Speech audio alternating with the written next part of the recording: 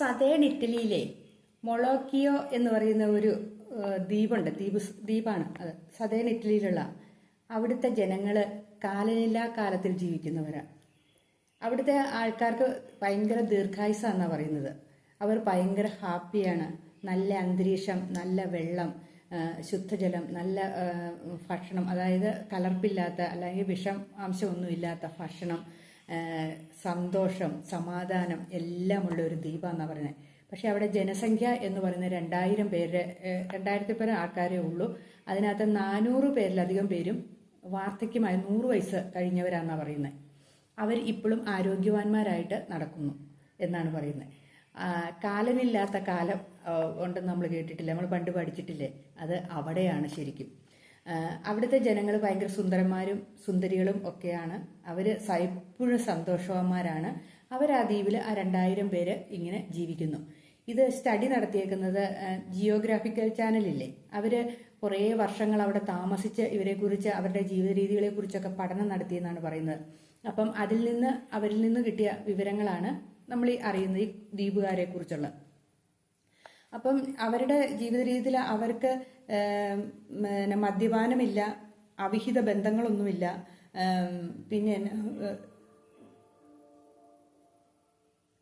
മറ്റേ ദുശീലങ്ങൾ, യാതൊരുവിധ പുകവലിയോ അങ്ങനെയുള്ള മദ്യപാനം അങ്ങനെ ഒരു സാധനങ്ങളും ഇവരുടെ ജീവിതത്തിലില്ല. ഇവര് നല്ല നല്ല ഭക്ഷണങ്ങൾ കഴിക്കുന്നു, അത് സസ്യ ആഹാരങ്ങൾ അധികം കഴിക്കും. പിന്നെ മീൻ, അവർ ആ കടലിൽ നിന്നൊക്കെ പിടിക്കുന്ന മീനുകൾ കഴിക്കും. പിന്നെ ഉള്ള ആഴ്ചയിൽ ഒരു ദിവസം മീറ്റ് കഴിക്കും, ഇറച്ചിയൊക്കെ കഴിക്കും. അത്രയേ ഉള്ളൂ അവരുടെ ഭക്ഷണ രീതി. പിന്നെ അവർ മാസത്തിൽ ഒരു പ്രാവശ്യം ഉപവാസം എടുക്കും, അതായത് ഫാസ്റ്റിംഗ് എടുക്കും. ഈ ഉപവാസം എടുക്കുന്നതുകൊണ്ടുള്ള അവരുടെ സെല്ലുകളെല്ലാം നല്ല ജനറേറ്റ് ചെയ്യാൻ വേണ്ടിയിട്ട് സാധിക്കും അല്ലേ. സെല്ലുകളെല്ലാം നല്ല പുതിയതാക്കാൻ അവർക്ക് സാധിക്കും. അതുകൊണ്ട് ഉപവാസം അവരെടുക്കും, ഹാർഡ് വർക്ക് ചെയ്യും. അവർ കൃഷിപ്പണിയൊക്കെ അവർ തന്നെ ചെയ്യുന്നത്.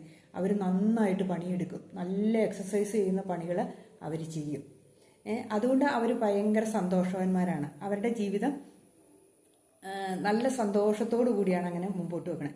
ഞാൻ ഇടയ്ക്കൊന്ന് നിർത്തി എന്നാന്ന് വെച്ചാൽ ഇവിടെ തൊട്ടടുത്ത് പള്ളിയുണ്ട്. പള്ളിയിലെ പെരുന്നാൾ, മാതാവിൻ്റെ തിരുനാൾ എങ്ങാണ്ട് നടക്കുക. അപ്പോൾ അതിൻ്റെ പാട്ട് വന്നപ്പോഴാണ് ഞാനൊന്ന് പതുക്കെ നിർത്തിയത്. എന്താണെന്ന് എനിക്ക് പെട്ടെന്ന് പിടികിട്ടിയില്ല. എന്താ സൗണ്ട് കേൾക്കണേന്ന്.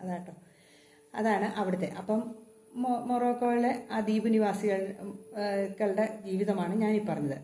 ഇനി നമുക്ക് ജപ്പാനിലേക്ക് പോയിട്ടുണ്ട്. ജപ്പാനിലെ ഒരു ജനവിഭാഗമുണ്ട്. അവരുടെ പേരെന്നാന്ന് വെച്ചാൽ ഒക്കിനാവ എന്ന് പറയുന്ന ഒരു വിഭാഗം ജനങ്ങളുണ്ട് ജപ്പാനിൽ. അവർ എന്താന്ന് വെച്ചിട്ടുണ്ടെങ്കിൽ അവരും ഇതുപോലെ തന്നെ ഭയങ്കര ദീർഘായുസുള്ള മനുഷ്യരാണെന്നാണ് പറയണത്. അവരുടെ ദിനചര്യയും ഇങ്ങനെ തന്നെയാണ്. അവർക്കും മദ്യപാനോ അവിഹിത ബന്ധങ്ങളോ അല്ലെങ്കിൽ വേറെ ദുശീലങ്ങളോ ടുബാക്കോയുടെ ഉപയോഗമോ ഒന്നുമില്ല, പുകവലിയോ അങ്ങനെ ഒന്നുമില്ല. അവരും ഇങ്ങനെ ശാന്തമായി സന്തോഷവാന്മാരായിട്ട് ജീവിക്കുന്നു എന്നാണ് അവർ പറഞ്ഞത്. അവർക്ക് പിന്നെ മൈ എന്ന് പറയുന്ന ഒരു സംഘടന, MAI, അങ്ങനെ ഒരു ഇതുണ്ട് അവർക്ക്. അവരൊരു കൂട്ടായ്മയാണ്. ആ കൂട്ടായ്മ കൂടിയാണ് അവരെല്ലാ കാര്യങ്ങളും ചെയ്യുന്നത്. അവർ നടക്കാൻ പോകുന്നതും അവർ ഭക്ഷണം കഴിക്കുന്നതും. അവർ കുറച്ച് ജനങ്ങളെ ഉള്ളൂ കേട്ടോ. 25 വർഷം ജപ്പാൻ ഗവൺമെന്റ് അവരിലെ ഇടയ്ക്ക് നടത്തിയ പഠനത്തിൽ നിന്നാണ് ഇവരുടെ ദീർഘായുസിനെ കുറിച്ച് പുറം ലോകം അറിയുന്നത്. പിന്നെ ഒരു കുഴപ്പമൊന്നും പറയാൻ പറ്റില്ല. അവിടുത്തെ ജനങ്ങളധികം വൃദ്ധരാണെന്നാണ് പറയുന്നത്. ആ സ്ഥലത്ത് താമസിക്കുന്ന ജനങ്ങൾ അധികം പ്രായമായവരാണ്. അതായത് 100 വയസ്സൊക്കെ എത്താറായവരും 100 വയസ്സ് കഴിഞ്ഞവരും ഒക്കെയാണ് അവിടെ താമസിക്കുന്നത്. പിന്നെ ഒരു സമയത്ത് എല്ലാവരും മരിക്കുമല്ലോ, അത് സ്വാഭാവികം. മരിക്കുന്നവരെ ഇവർ ഹാപ്പി ആയിട്ടായിരിക്കുന്നത്, നല്ല ആരോഗ്യത്തോടു കൂടിയായിരിക്കുന്നതെന്നാണ് പറയുന്നത്. ഇവർ നല്ല ഹാർഡ് വർക്ക് ചെയ്യും. ഭക്ഷണം ലഘുവായിട്ട് അധികം ഭക്ഷണം കഴിക്കില്ല. അരവയർ ഭക്ഷണം കഴിച്ച് ബാക്കി വെള്ളമൊക്കെ കുടിക്കുന്നവരായിരിക്കും. കൊഴുപ്പുള്ള ഭക്ഷണങ്ങളൊന്നും അവരധികം ഉപയോഗിക്കുകയില്ല. അങ്ങനെ ഇവരുടെ പിന്നെ ഇവരെന്ത് കൂട്ടായിട്ടാണ് ചെയ്യണം. എന്ത് കാര്യം ചെയ്യുമ്പോഴും, കൃഷിപ്പണിയാണേലും നടക്കാൻ പോകുന്നതാണേലും ഭക്ഷണം കഴിക്കുന്നതും ഒക്കെ ഒരു കൂട്ടായ്മയിലൂടെയാണ് അവർ ജീവിക്കുന്നത്. അങ്ങോട്ടും ഇങ്ങോട്ടും പരസ്പരമുള്ള സഹകരണത്തോടു കൂടി അവർ ജീവിക്കുന്നത്. അല്ലാണ്ട് നമ്മുടെ ഇവിടുത്തെ പോലെ 2 ദിവസം പരസ്പര സഹകരണം കഴിഞ്ഞാൽ 3ാമത്തെ ദിവസം അടിവെക്കുന്ന സ്വഭാവമൊന്നുമല്ല. അവരെല്ലാ കാര്യങ്ങളും പരസ്പരം അങ്ങോട്ടും ഇങ്ങോട്ടും യോജിച്ചാണ് ചെയ്യണത്. അവരവിടെ ഭക്ഷണ സാധനങ്ങൾ ഉണ്ടാക്കുന്നു, അവർ കഴിക്കുന്നു. അവർക്ക് പുറം ലോകമായിട്ടുള്ള ഒരു ബന്ധങ്ങളൊന്നുമില്ല. ഈ ജപ്പാൻകാർക്കുള്ളൊരു പ്രത്യേകത എന്താണെന്ന് വെച്ചാൽ ജപ്പാനിൽ ജനസംഖ്യ കുറവാണ്. അത് ജപ്പാൻ ഗവൺമെൻറ് അവിടെ ഒരു കുട്ടികളൊക്കെ ഉണ്ടായിട്ടുണ്ടെങ്കിൽ ജപ്പാൻ ഗവൺമെൻറ് തന്നെ പൈസ കൊടുക്കും, ആ കുഞ്ഞിനെ വളർത്താനുള്ള പൈസയൊക്കെ കൊടുക്കും. പക്ഷേ ഒരു കുഴപ്പമുള്ള നമുക്കാർക്കെങ്കിലും അവിടെ ചെന്ന് ജീവിക്കാൻ പറ്റില്ല. അവർക്ക് ജാപ്പനീസ് മാത്രമേ അറിയത്തുള്ളൂ. അവർക്ക് സംസാരിക്കാൻ ഇംഗ്ലീഷൊന്നും അറിയത്തില്ല. ഇംഗ്ലീഷ് വേറൊരു ഭാഷ അവർക്ക് വലിയ വശമൊന്നുമില്ല. ഇപ്പം പുതിയ പിള്ളേരൊക്കെ ചെറുതായിട്ട് ഇംഗ്ലീഷൊക്കെ പതുക്കെ പറഞ്ഞു തുടങ്ങി എന്ന് മാത്രമേ ഉള്ളൂ. എന്നാലും അവർക്ക് വലിയ ഇതൊന്നുമില്ല. ജാപ്പനീസിനാണ് അവർ മുൻതൂക്കം കൊടുക്കുന്നത്. ഞങ്ങളുടെ കുറേ സുഹൃത്തുക്കളുണ്ട് ജപ്പാനിൽ, അതുകൊണ്ടാണ് ഞാൻ അവരെക്കുറിച്ചൊരു വീഡിയോ ഇട്ടിട്ടുണ്ട്. അപ്പം ഇതാണ് ഈ രണ്ട് ദീർഘായുസ്മാന്മാരായ രണ്ട് രാജ്യത്തിലെ ജനങ്ങളുടെ കഥ ഞാൻ പറഞ്ഞത്. അപ്പം നമുക്കും ഇങ്ങനെയൊക്കെ ചെയ്താൽ നമുക്കും നല്ല അധ്വാനിക്കുകയും നല്ല ഭക്ഷണങ്ങൾ കഴിക്കുകയും, പക്ഷെ നമ്മുടെ ഇവിടെ നല്ല ഭക്ഷണം കിട്ടാൻ പാടാ അല്ലേ? നമുക്ക് പച്ചക്കറിയൊക്കെ മേടിച്ചാലും വിഷാംശമുള്ള പച്ചക്കറികളല്ലേ കിട്ടുന്നത്. ഒന്നും വിശ്വസിച്ച് കഴിക്കാൻ പറ്റില്ല. എല്ലാത്തിലും എന്തൊക്കെയാണ് വിഷം ചേർത്തേക്കണേന്ന് പുതിയത് കണ്ടുപിടിച്ചുകൊണ്ടിരിക്കുക ആൾക്കാർ. അപ്പം അങ്ങനെ ഒരു കുഴപ്പമുണ്ട്. അല്ലെങ്കിൽ നമ്മുടെ സ്ഥലമൊക്കെ ഉള്ളവർക്കാണെങ്കിൽ നമ്മുടെ വീട്ടുവളപ്പിൽ തന്നെ പച്ചക്കറികൾ നട്ടു വളർത്താം അല്ലേ? പിന്നെയുണ്ട് ഈ പച്ചക്കറി വളർത്താതെ പച്ചക്കറിയിലെല്ലാം കണ്ട പുഴുശല്യം കയറി അതിന് വിഷം അടിക്കാണ്ടത് പോവില്ലാത്ത അവസ്ഥയിലേക്ക് എത്തി. നമ്മുടെ സാധാരണ സോപ്പ് പ്രയോഗവും മറ്റേ പുകയില കഷായവും അതൊന്നും ഏക്കില്ല ഇപ്പോൾ. എനിക്കും ഉണ്ട് കുറച്ച് പച്ചക്കറിയൊക്കെ, അതിലൊക്കെ പഠിച്ച പണി പാനിട്ട് നോക്കിയിട്ടും പുഴു കയറി പിടിക്കും. അപ്പം അങ്ങനെയൊക്കെ ഉള്ള പച്ചക്കറിയൊക്കെ കഴിക്കുകയൊക്കെ ആണെങ്കിൽ നമുക്കും ദീർഘായുസ്സും ആരോഗ്യമൊക്കെ കിട്ടുമെന്ന് എനിക്ക് തോന്നുന്നു. ഇങ്ങനെയുള്ളത് അവിഹിത ബന്ധമില്ല. ഒന്ന്, രണ്ടാമത് മദ്യപാനം പുകവലി അതില്ല അവർക്ക്. അവരത് ഈ കഫീനടങ്ങിയ സാധനങ്ങളൊന്നും ഉപയോഗിക്കില്ല. അവർ ചായ കാപ്പിയൊന്നും, അവർക്ക് വേറെ സൈസ് ഡ്രിങ്കാവുള്ളത്, അതാണ് അവർ കുടിക്കുന്നത്. ഗ്രീൻ ടീ ഉപയോഗിക്കും ജപ്പാൻകാർ, നന്നായിട്ട് ഗ്രീൻ ടീ ഉപയോഗിക്കണവരാ. അങ്ങനെയൊക്കെ ഉപയോഗിച്ചാൽ നമുക്ക് നല്ലതാണെന്ന് പറഞ്ഞേക്കാം ഗ്രീൻ ടീ. പക്ഷേ ഇപ്പോൾ തേയിലയിലും വിഷാംശം ഉണ്ടെന്ന് പറഞ്ഞേക്കാം. നമ്മുടെ ഇവിടെ ഗ്രീൻ ടീ കിട്ടൂല. ഗ്രീൻ ടീ നല്ലതാണെന്ന് പറഞ്ഞേക്കാം നമ്മുടെ ശരീരത്തിന്. പക്ഷേ അതും എങ്ങനെ വിശ്വസിക്കൂല്ലേ?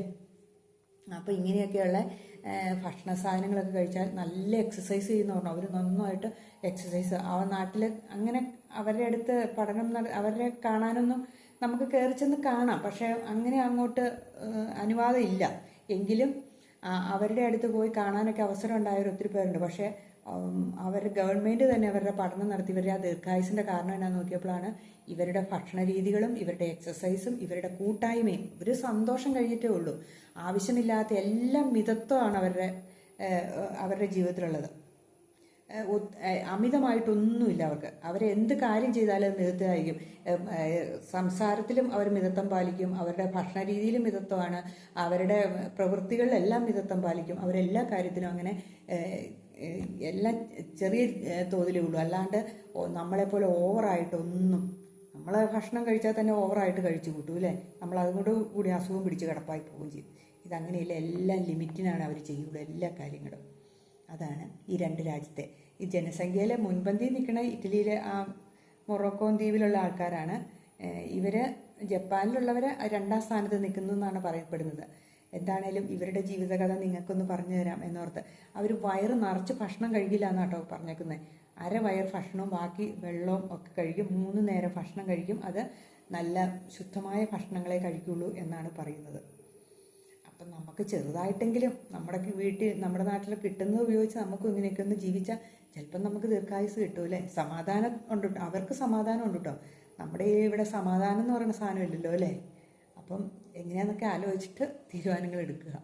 അപ്പം ഇങ്ങനെയൊക്കെ ചെയ്താൽ രോഗങ്ങളിൽ നിന്ന് നമുക്ക് മുക്തി നേടാൻ സാധിക്കും. അതായത് നമ്മൾ ഈ ഫാസ്റ്റിംഗ് എടുക്കുമ്പോഴില്ലേ, നമ്മൾ ഉപവാസമൊക്കെ എടുക്കുമ്പോൾ നമുക്ക് പുതിയ പുതിയ കോശങ്ങൾ ഉണ്ടാവുക ചെയ്യണമെന്ന് പറയണേ. നമ്മളെ ഫുഡ് മുഴുവൻ ദഹിച്ചു പോകും. ദഹിച്ചു കഴിയുമ്പോൾ പിന്നെ പുതിയ ഫുഡല്ലേ ചെല്ലണേ. അപ്പം ആ ദഹിച്ച് കഴിയുമ്പോഴത്തേനും നമ്മുടെ കോശങ്ങൾക്കൊക്കെ ഒത്തിരി എന്നാന്ന് പറയണേ ഊർജം കിട്ടും എന്നാണ് പറയുന്നത് ഫാസ്റ്റിങ്ങിലൂടെ. അപ്പം ഇടയ്ക്കിടയ്ക്ക് ഫാസ്റ്റിംഗ് എടുക്കണം നല്ലതാണെന്ന് പറയും. പക്ഷേ ചില അസുഖങ്ങളുള്ളവരൊക്കെ ആലോചിച്ചും കണ്ടുമൊക്കെ കേട്ടോ ഫാസ്റ്റിംഗ് എടുക്കുക. ഫാസ്റ്റിംഗ് എന്ന് വെച്ചിട്ടുണ്ടെങ്കിൽ രാവിലെ തുടങ്ങിയിട്ടുണ്ട് വൈകുന്നേരം തീർക്കണ ഫാസ്റ്റിങ്ങുകളുണ്ട്. ചിലത് ഇന്ന് രാവിലെ തുടങ്ങിയിട്ട് നാളെയും കൂടെ വൈകുന്നേരം തീർക്കുന്ന ഫാസ്റ്റിംഗ് അങ്ങനെ ദീർഘനേരം 16 മണിക്കൂറൊക്കെ ഫാസ്റ്റിംഗ് എടുക്കണവരും ഒക്കെ ഉണ്ട് കേട്ടോ. അപ്പം അത് എടുക്കണവർ ചിലർ ഒരു സാധനം പോലും കഴിക്കാണ്ട് ഫാസ്റ്റിംഗ് എടുക്കും. ചിലർ വെള്ളമൊക്കെ കുടിക്കും, അങ്ങനെ എടുക്കണവരുണ്ട്. പക്ഷെ ഫാസ്റ്റിംഗ് ഒക്കെ എടുക്കണേ അത് ഏതെങ്കിലും അസുഖങ്ങളൊക്കെ ഉള്ള ഡോക്ടർ നിർദ്ദേശപ്രകാരങ്ങളൊക്കെ ഫാസ്റ്റിംഗ് എടുക്കാവുള്ളൂ. എങ്ങനെയൊക്കെയുണ്ട്. അപ്പം ഞാൻ നിങ്ങൾക്ക് വേണ്ടിയിട്ട് 2 രാജ്യക്കാരെ ഒന്ന് പരിചയപ്പെടുത്തിയെന്ന് മാത്രം. അപ്പോൾ എല്ലാവർക്കും നല്ലൊരു ദിവസം ആശംസിക്കുന്നു.